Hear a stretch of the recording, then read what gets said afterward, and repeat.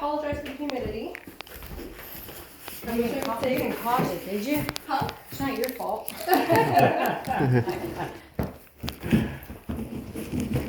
Yes, I wish I could say that some of our structures had air conditioning, but we don't, unfortunately.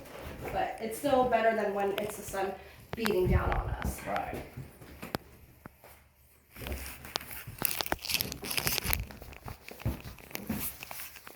Thank you for joining us. We can go ahead and get started.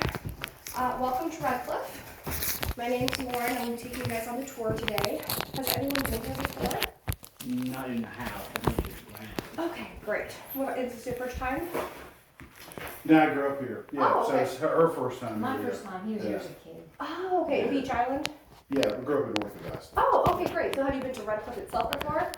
School trips and stuff? Yeah. Yeah, that's great. We've had Yeah. a lot of people come back and like, oh, I came here when I was in elementary school. Sure. That's very cool. Well, welcome back. And thank you guys for coming and thank you for bringing someone with you this time. Again, my name is Lauren. We've got more people showing up, so we might be a bigger group in a little bit. But before we get started, I do like to just kind of lay out what we're going to be doing and talking about today. We'll start out here in this side of the cabin first, kind of talking about the people that would have been living here and what slavery looked like for those people. We will then move into the other side of the cabin to talk a little bit about life after the time of slavery and put it in the perspective of Redcliffe. And then after that, we'll spend a little bit of time on the grounds, heading up towards the mansion itself, and then spend a little bit more time outside, and then we'll go inside the house, talk about the actual family that would have lived here in all the generations. And let me grab some documents here. Since you guys did get a chance to come in here now, do you have any questions to start off with? Anything you're just, not even about Redcliffe, but just generally wondering about this time period? So would there have been other slave quarters? Is this just one that they kept this one intact? But there would have been multiple. There would have been right? 4. Okay. So that's pretty small compared to most plantations. Yes, Now, sir. is this where it was, or is it they bring it here? No, and this is where it was, and this was one of the original cabins. It has changed quite a bit, so there were 4 originally, so this one, the other small white building we saw out there, it was later converted into a garage, and then there's 2 PVC pipe outlines, one outside here to my left, and then one under that tree. I'll make sure to point out when we're walking out there.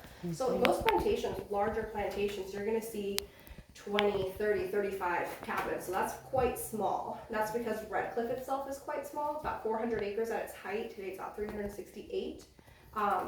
But you would see anywhere from maybe 5 to 8 people on one side of this cabin. This doorway allowing us to go back and forth would not have been here, and it wouldn't have been here in any of the cabins. We can see today we're pretty uncomfortable, so it's not a very comfortable living space. So maybe 8 people on this side, 8 on that side. Depending on how busy the plantation was. If they were having a larger project here, or if they were harvesting here, the first owner, James Henry Hammond, would move people from his other plantations, which were much larger, thousands of acres, where he would have many more cabins to house more people. But yes, anywhere from maybe 5 to 8. You could be in here with your husband, your children, with complete strangers. James Henry Hammond did see the benefit of keeping families together, but he also had no problems with separating people if it benefited him or his pocketbook. Yes. So the doorway allowing us to go back and forth would not have been here. The windows, we have some debate as to whether or not those would have been here during the time of slavery.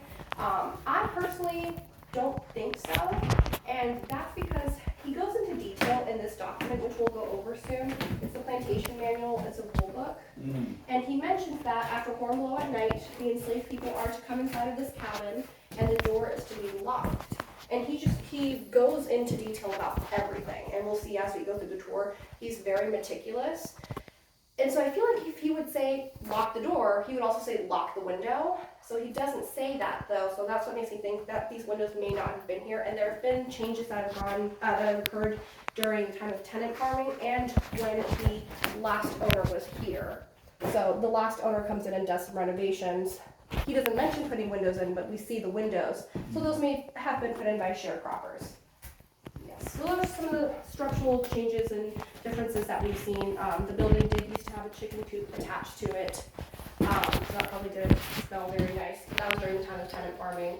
And there would be tenant farmers living in this cabin up until the 1930s when the last owner comes in. Yeah. Did you questions? So these are the original fireplaces? Yes, fireplace. And those would have been there during the time of slavery also. We can kind of talk about why Redcliffe came to be what it was. We start that by talking about who purchased and had the plantation built, and that was James Henry Hammond. He was the first owner. He purchased the property in 1855, and when he came in, there wasn't a mansion, there were no slave quarters, there were no people living here at that time. But he comes in, and by 1857, he has these cabins constructed by enslaved people. All of the trees that we see here today, he had them, they weren't these trees, but the trees that would have been here, he had them all removed. So you can see by looking out this doorway, without the trees there, be able to see the mansion, and all the doors were pointing towards this dirt-swept workyard, and the mansion would be able to see, especially one way in and out, who was in and who was out of this cabin at all times, really. So we have letters between James Henry Hammond and his landscaper, and his landscaper saying, "Are you sure you don't want to leave any trees?" And he says, "Nope, absolutely not. Not want any trees, even many of the ones that we see on the landscape, on the border there, the tree line. A lot of them weren't here." And then most of them would be planted late 1800s, early 1930s and 40s. So the purpose of Redcliffe. Well, James Henry Hammond had already had 3 other properties, all close by. You probably have heard or have been to them. One of them being Silver Bluff Plantation, which he acquired in a dowry from his wife, Catherine Fitzsimmons. It is today an Audubon sanctuary that you can go visit and go for a nice walk there. It's right along the river. And then Cowden and Calfwood.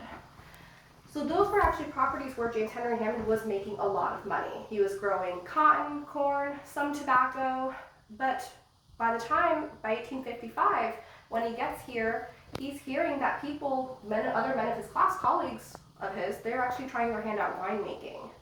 So he says, okay, I'm going to try and get into that also. So he starts importing seeds and grapes from France and from Italy without really thinking too much about the weather that we get here.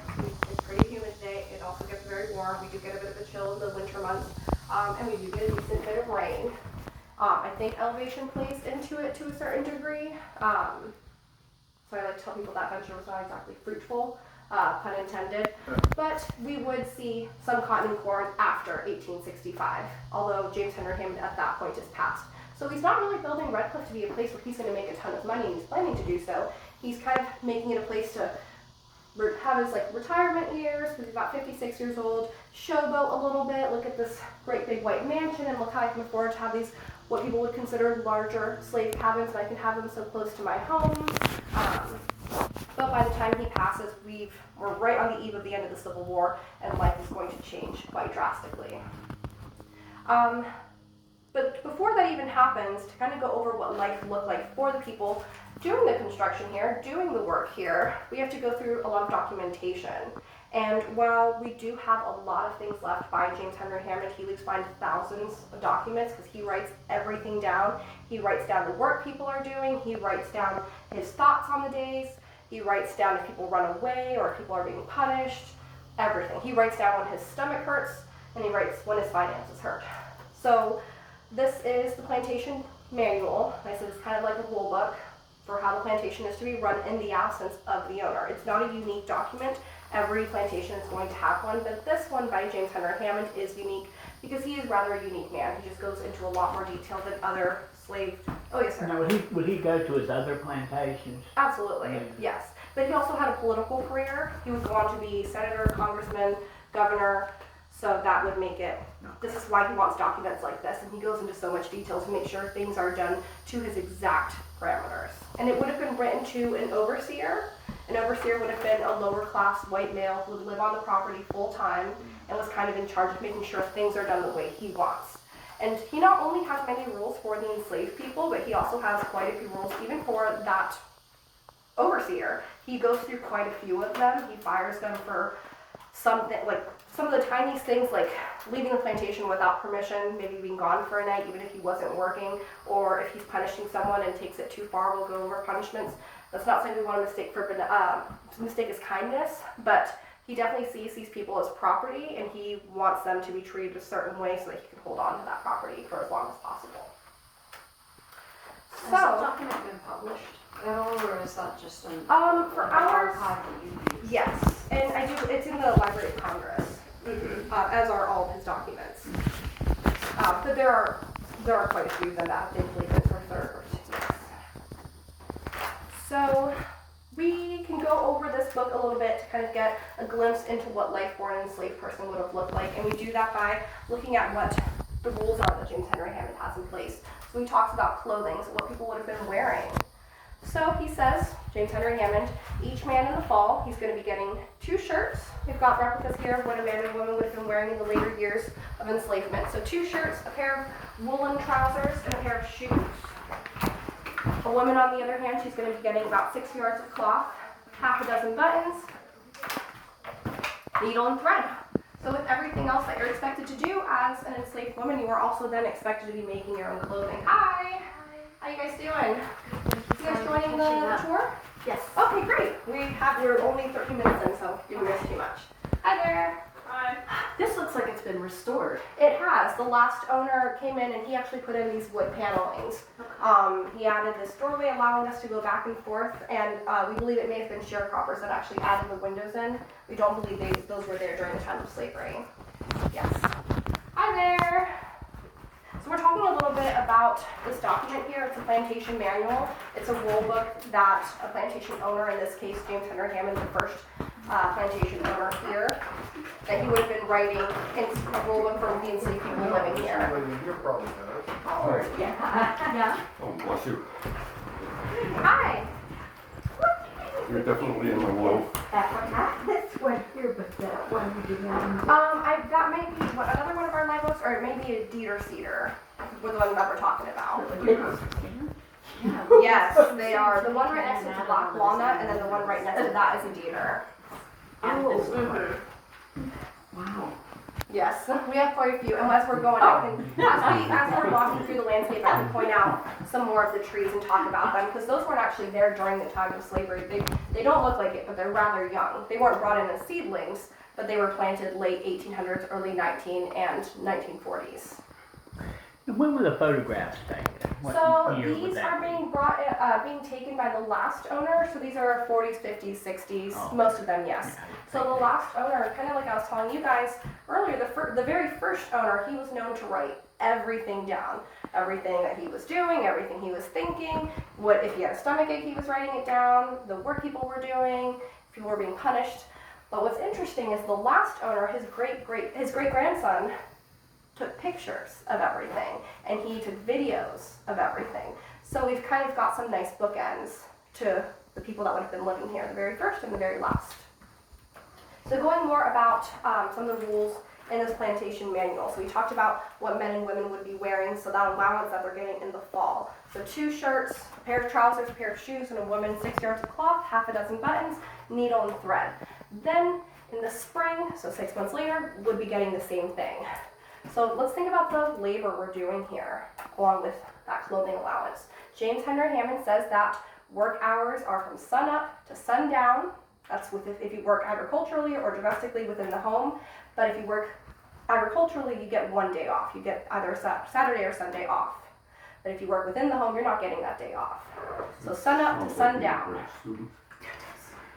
And then that clothing allowance. You're really getting an outfit every 6 months. That's not really very realistic, especially when we go over his punishments page. He says that one of the offenses that he would deem punishable are if you're not clean and tidy. But then you're really not giving ways and means for people to be just that. So I just think that's one of the interesting aspects here.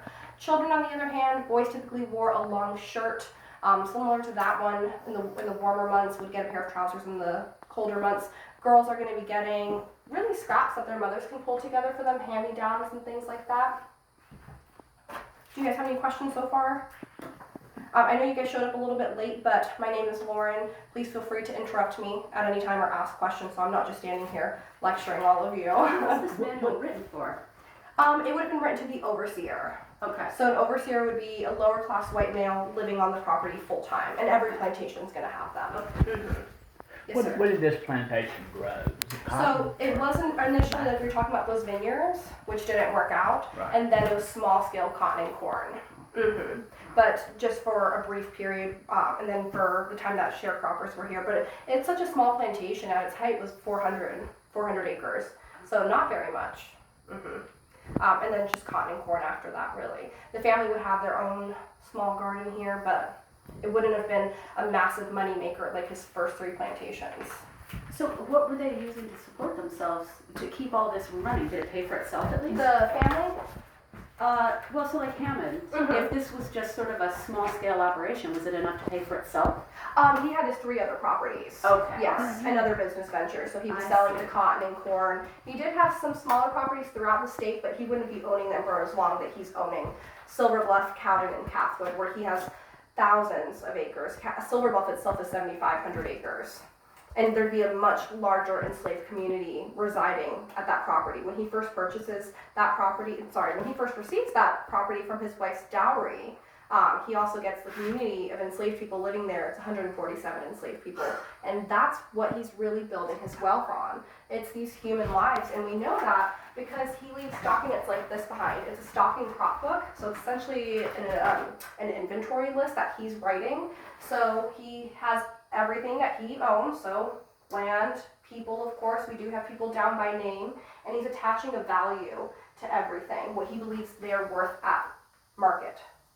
And then he's got mules and horses, carts and wagons, and then he tallies, they removed my page, but he tallies everything up in a summary. I don't think this is my right page though. He tallies everything together in a summary, and what that shows is that, I'm sorry, someone took my final page there, but it shows that all of his land altogether is worth nowhere near all of the humans that he does go on to own. At any one given time, he will own 300 people, but throughout his entire life, it'll be closer to 700 people. And we see that there's values on human beings, like this gentleman here, Tom, he's down for $1,000. So that man was probably young, he may have had a skill, he may have been one of the people that built this cabin or built that mansion there, and people are being valued in that way. Do they have a skill? A woman is valued on the kind of labor that she can do. She's valued as to whether she's had children or not. So that's going to be a big part of it. And then the production from these humans. Is she more or less valuable for having had children? Oh yeah, more valuable, absolutely. And that kind of brings me to our next topic, and that's about children, really exactly, in pregnancy, because he does talk about that. James Henry Hammond has rules for everything. So the way I kind of like to get into this subject of pregnancy and even nursing mothers, which he calls sucklers, is talking about the Atlantic slave trade. So by the time we're fully functioning at Redcliffe, by the time that mansion is finished, it's 1859. But by 1808, the transatlantic slave trade is closed. So North America is no longer legally, it was still happening to a degree, but they were no longer legally importing Africans to then turn them into enslaved people. Again, it's still happening to a degree, but it's no longer happening legally. So 1859, it's been quite a while now. So the way that James Henry Hammond and other men of his class, the way they see it is, we only have as many enslaved people as we're ever going to have. So they do want to encourage marriages and unions. The marriage part of it is because there are religious backings to all of this. They want it to be a religious union. But what's going to come from people living together? But children. And what do, in their eyes, children equal? But enslaved people, and then what does that mean? That's another value to add on to this inventory list. So if you've had children as a woman, you are going to be valued much higher. Yes. And then we can talk about the rules for pregnancy a little bit. So James Henry Hammond, he is still expecting you as a pregnant woman to work. No one is ever idle on a plantation. But he does have rules as to kind of give them a bit more of a break. This is not something we want to mistake for kindness or benevolence or trying to go easy on them. But again, we've seen the end of that Atlantic slave trade. He wants these pregnancies to come to full term. That's going to benefit his pocketbook. It's going to reflect positively. So he says that you are still expected to work. Maybe you just won't be plowing or hauling in the field. Maybe you'll just be working shorter amounts of time, getting a few more breaks throughout the day. But then later towards the end of your pregnancy, you'll probably be working in the kitchen house, maybe chopping vegetables, peeling potatoes, something like that. But again, still expected to work. Everyone's laboring on a plantation. Now his rules for after you've had that child, and for basic things like nursing. Every mother needs to nurse, especially during that time. So he says that you are still allowed and expected to nurse, but you can only do so 3 times a day for 45 minutes. So moms and dads, I'm not a mom, but I know that babies need to be nursed a whole lot more than that. That's not going to be a very happy baby. But he says that for those 3 times, 45 minutes, you are spending those first 15 minutes cooling down from the work that you were just doing, and then the rest of that time is then spent nursing. Weren't they nursing also the white women too, kids, usually? That may have happened. You usually had like a wet nurse for that. It Yeah. wouldn't be probably any enslaved women. I don't have any notes on that here, but that is something that absolutely happened. Yes. And then he's also the one that decides when weaning is to occur. He decides that weaning is to happen at 8 months. He then removes that child from their mother, takes them, has them live with a woman who has no children, and that goes on for about 2 to 3 weeks. I think that's enough time for that milk to dry up and then to put that child on that food allotment, which I will go over in just a minute. Do you guys have any questions? I know it's very hot in here. A woman that doesn't have children. A Yes. white woman? Oh, absolutely not. Just another slave. Oh, yes, ma'am. Well, what difference does that make then? Is it just to get him weaned? Yes, it's to start that weaning All right. process. Yes, because if she has children, especially young children, she could continue to nurse. Right. Yes. We see there's a lot of things that are kind of finagled in that way, but they're also just very purposeful, especially when we look at like the food that he's giving people. He's expecting people to do all of this work, but then the calories that you're giving people is very low, or you're wanting people to labor complete days, 6 days a week, but then you're not really giving them clothing to do so. So it's not really like you're going to put an investment in, but you're just going to put just enough really. So let's go into that food a little bit. James Henry Hammond, he says that an adult male or female, they're going to be receiving pecks of cornmeal. So it's about 8 jars, about this big. Cornmeal, something kind of like grits. And then 3 pounds of fat back. So if you guys have had fat back before, it's really just poorly cut bacon. It's really without that red piece. So we're kind of missing some important nutrients, some basic food groups in there. But I also kind of think that it's interesting that he's giving, this meat would have been cured, but in order to cook cornmeal, something kind of like grits, you're going to need a fire. It's not something you can really hoard and keep to yourself. It's going to only last you a week. It's not something you can really hoard and then maybe try and run away with. Because if you run away with that food, the only way you're going to be able to cook it is with a fire. Fire creates smoke, and that's going to call attention. So that's something you could see as very purposeful. Excuse me. So for that food, that cornmeal and fatback, children are getting the same thing, but they're going to be getting a third of the allotment that the adults are getting. But every day, he does say that children are to receive either a cup of skim milk, or maybe a roasted sweet potato, or a piece of cornbread, maybe some sort of pot liquor. And that's really, we can look at that as being another investment. It's not that he had a soft spot for these children or wanted them to go into the day well fed.